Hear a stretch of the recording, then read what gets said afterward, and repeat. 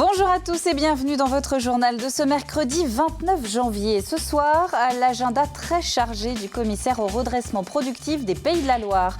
Jean-Baptiste Avrier fait partie de ces personnes missionnées par Arnaud Montebourg pour aider les entreprises qui ne vont pas bien.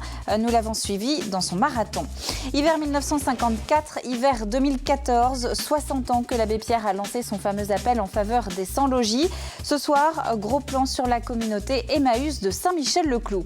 La Coupe Davis aussi avec le rassemblement hier soir des 150 bénévoles qui vont participer au bon déroulement de l'événement ce week-end au Vent d'Espace.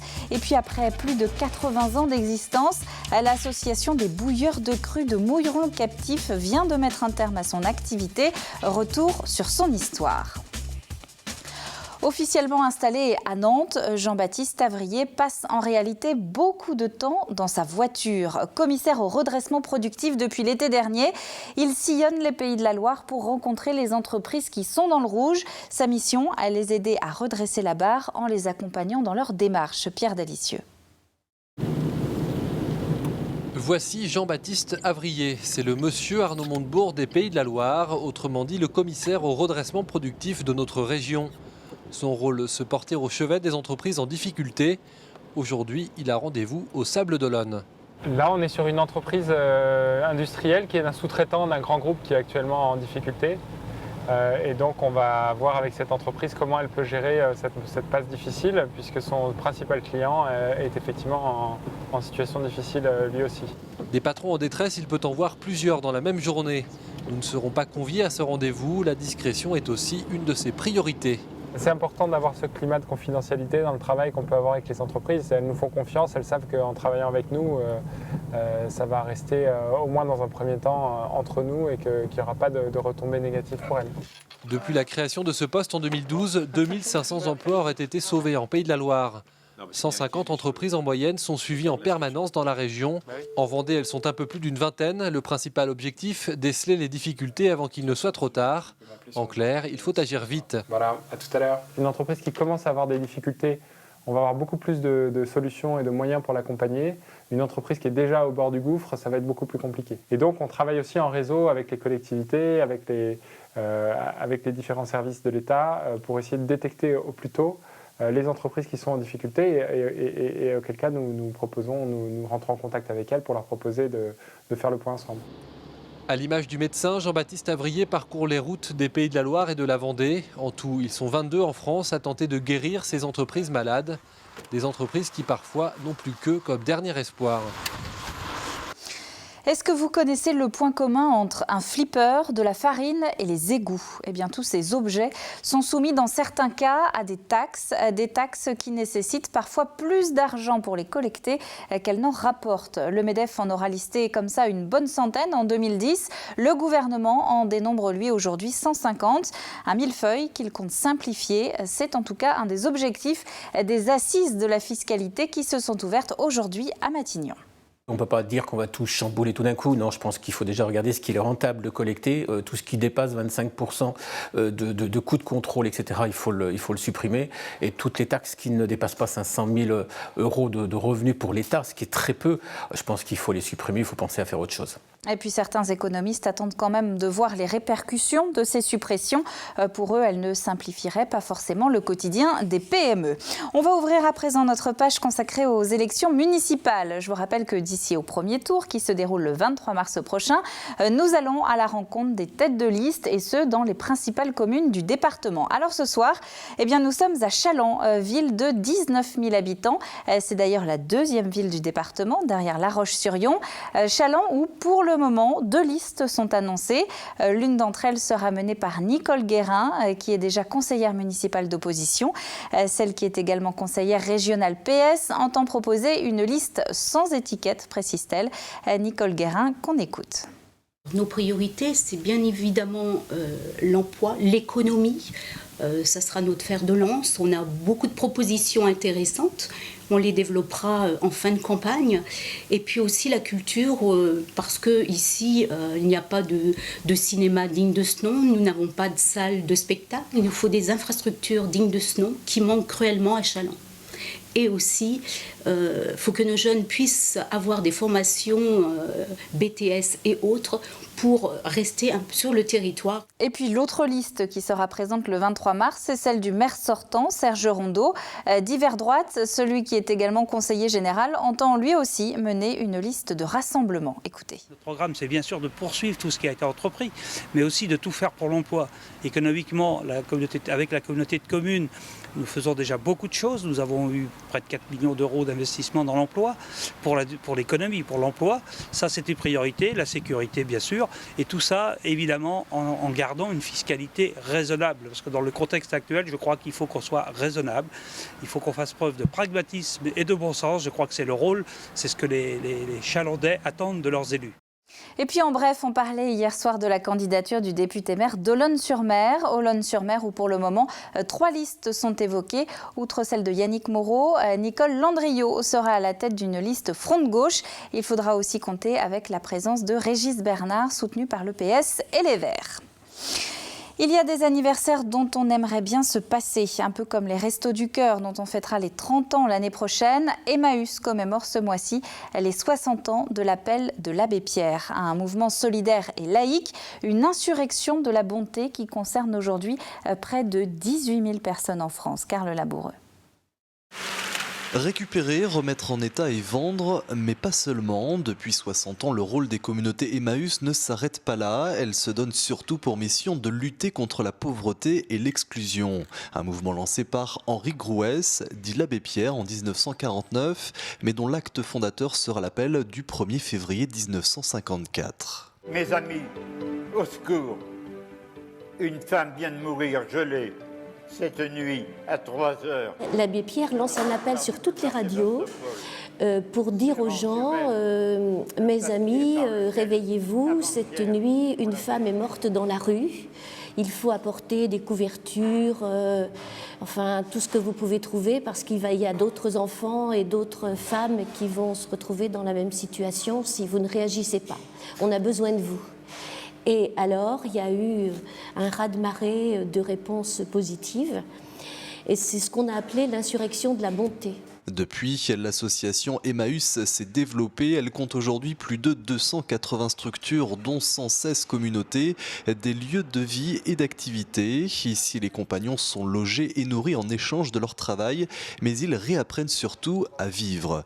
Tous ont connu l'exclusion, la pauvreté, voire même la rue, à l'image d'Erwan, arrivé ici il y a 6 mois. J'ai des amis qui m'ont conseillé, parce que je sombrais dans l'alcool, dans la drogue, et il fallait que ça s'arrête, quoi.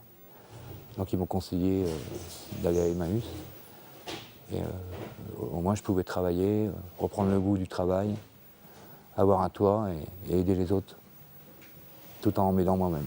Si Erwan évoque aujourd'hui son parcours sans pudeur, c'est loin d'être le cas pour la majorité des compagnons. Mais ici, le passé n'a pas vraiment d'importance, seul l'avenir compte. L'avenir d'Emmaüs, en tout cas, semble malheureusement assuré. 60 ans après l'appel de l'abbé Pierre, le mouvement continue de dénoncer les inégalités et l'augmentation de la pauvreté. Emmaüs qui organise donc samedi plusieurs rendez-vous en France pour marquer les 60 ans de l'appel de l'abbé Pierre. En Vendée, collecte le matin de vêtements chauds et de couvertures. Ça se passe donc samedi sur le Parvidéal à La Roche-sur-Yon, ainsi que sur la place du 137e RI de Fontenay-le-Comte. Et puis toujours en matière de solidarité, sachez que les herbiers cherchent des bénévoles pour l'aide aux devoirs. 8 enfants ont perdu leur tuteur suite à plusieurs départs. Information donc auprès de la mairie des herbiers. Ne dites plus lycée Saint-Louis ou lycée Saint-Joseph. À partir de la rentrée, les 2 établissements de La Roche-sur-Yon fusionnent. Ils ont donc opté pour un nouveau nom. À partir de septembre, il s'agira donc du lycée Saint-François d'Assise. Bientôt, Chantonnay-Bournezeau en 2 fois 2 voies. Enfin, bientôt, les travaux viennent en tout cas de commencer. 8 km de l'actuelle départementale vont être doublés d'ici à 2017, de la sortie de Chantonnay jusqu'à l'entrée de Bournezeau, et donc le début de l'actuelle 4 voies qui mène à La Roche-sur-Yon. Un tronçon qui nécessite également la construction d'un viaduc au-dessus du Lay. Ça va nous permettre d'avoir une 2 fois 2 voies jusqu'à La Roche-sur-Yon et surtout aussi de contribuer au désenclavement d'autres cantons que Chantonnay. Je pense notamment au canton de la Châtaigneraie et puis au canton de Pouzauges. C'est une lourde opération, 45 millions d'euros, 8 km et surtout un pont qui est le plus long, le plus imposant qu'on ait jamais construit à terre. Il y a le pont de Noirmoutier, mais de 200 mètres, c'est très long. 8000 véhicules empruntent tous les jours cette route entre Chantonnay et Bournezeau, dont 10% de camions. En bref, la CGT ouvre une nouvelle antenne locale. La Roche-sur-Yon n'avait pas jusqu'à présent de représentant propre de ce syndicat. C'est donc désormais chose faite, à la même adresse que l'Union départementale, dans les locaux de la Bourse du Travail. En sport, on prend maintenant la direction des coulisses du Vent d'Espace, où se prépare, je vous le rappelle, un des premiers tours de la Coupe Davis prévu ce week-end. Alors hier soir, c'était le briefing pour les 150 bénévoles retenus pour l'organisation de l'événement. Anthony Jamin. En coulisses, on prépare les petits colis qui seront remis à chacun des 150 bénévoles présents pour la Coupe Davis. Code couleur, code vestimentaire, tous sont logés à la même enseigne. Il y a un t-shirt pour le vendredi, une couleur pour le vendredi, une couleur pour le samedi et une autre pour le dimanche. Les bénévoles, justement, les voici. Tous sont licenciés dans un club vendéen ou à proximité. C'est d'ailleurs comme ça qu'ils ont été recrutés. Durant les 3 jours de compétition, chacun se verra attitrer une place et donc un poste précis qu'il faudra respecter. Beaucoup d'entre eux sont déjà rodés à l'exercice, mais quelques précisions s'imposent tout de même pour parer à toute mauvaise surprise lors des matchs. C'est une compétition, c'est une Coupe du Monde, donc on se doit de faire respecter les principes qui sont de respecter le jeu, les joueurs et tout ce qui va autour. Un briefing qui se poursuit par la visite des infrastructures mises à la disposition des bénévoles. Beaucoup étaient déjà présents lors des internationaux de tennis au Vent d'Espace en octobre dernier. Alors évidemment, participer à un événement de cette envergure, c'est beaucoup d'honneur, mais aussi du plaisir. Ça prouve qu'on est quand même, ils sont sûrement satisfaits déjà de la première chose qu'on leur a fait. Donc ils nous ont rappelé gentiment et nous, ça nous valorise un petit peu quelque part. Je suis déjà président du club, donc je suis déjà bénévole dans mon club. Donc c'est vrai que c'est un événement important pour le département et donc faut être présent, quoi. Donc on est toujours présent. Vendredi, les 4000 places du Central seront occupées. Et voici le seul et unique sésame pour y accéder. Et puis d'ici là, demain, avec le tirage au sort des rencontres, on connaîtra le programme exact du week-end. Un mot du Vendée Globe 2016. Et oui, déjà 2 skippers annoncent cette semaine leur participation. Le premier, vous le connaissez sans doute, c'est le jeune Morgan Lagravière, champion de France de course au large en solitaire en 2012. Il va prendre la succession de Marc Guillemot chez Safran. Et puis Sébastien Josse prendra lui aussi la mer. Le vainqueur de la Transat Jacques Vabre 2013 embarquera sur un voilier Edmond de Rothschild. Avant de se quitter, on va remonter le temps. Si je vous parle de bouilleurs de cru, je suis sûre que ça va réveiller quelques souvenirs. L'association des bouilleurs de cru de Mouilleron-le-Captif vient de mettre un point final à son histoire. Son président et le bureau sont maintenant un petit peu trop âgés pour perpétuer la tradition. Aurélie Horner est donc allée à leur rencontre. Il y a toujours la petite cabane sur les bords de la route de Venanceau. Mais les bouilleurs de cru, eux, ne sont plus là. Seuls restent les souvenirs et quelques photos. Ça, c'était, il était trésorier, secrétaire. Celui-là était fabricant, comme monsieur. Moi, tout le monde, il ne reste plus que le plus résistant, quoi. C'est-à-dire lui-même, Gustave, le dernier président de l'association des bouilleurs de cru. Gabriel, le dernier distillateur, est là lui aussi. Et quelques reliques, précieusement conservées. Cet appareil sert pour peser le degré d'alcool des liquides à distiller. Donc on met le produit dans cette partie, le vin, le cidre, enfin les jus de fruits, de prunes ou autre chose, poire. Voilà. Bon, ça ressemble un peu à un petit alambic. Avec de la colle à brûler, un petit brûleur, on chauffe ce produit.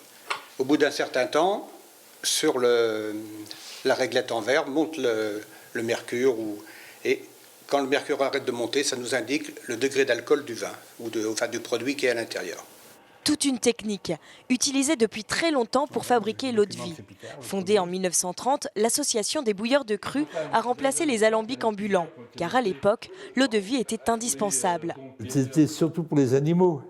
Et il n'y avait pas tous les désinfectés pour des blessures, tout ça. Ça servait à tout ça, quoi. Et quand on était enrhumé, on en prenait un bon coup aussi. Si l'association a fermé ses portes récemment, il reste toujours à Gustave quelques bouteilles. Et comme souvent, quand un bouilleur de cru et un distillateur se rencontrent, cela se termine forcément par un petit verre. Délicieux.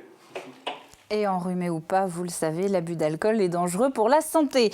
Attention au froid demain, c'est ce qu'il faut retenir pour ce jeudi. Le réveil va se faire avec des températures parfois négatives. Dans le ciel, toujours une alternance de nuages et d'éclaircies, ce qui par rapport à ces derniers jours est quand même un petit peu plus agréable. Le bulletin complet, c'est dans un instant avec Armelle Pavageau. C'est la fin de ce journal, merci à vous de l'avoir suivi. On se retrouve évidemment demain, même heure, pour le prochain point sur l'actu vendéenne. D'ici là, très bonne soirée à vous tous sur TV Vendée et à demain.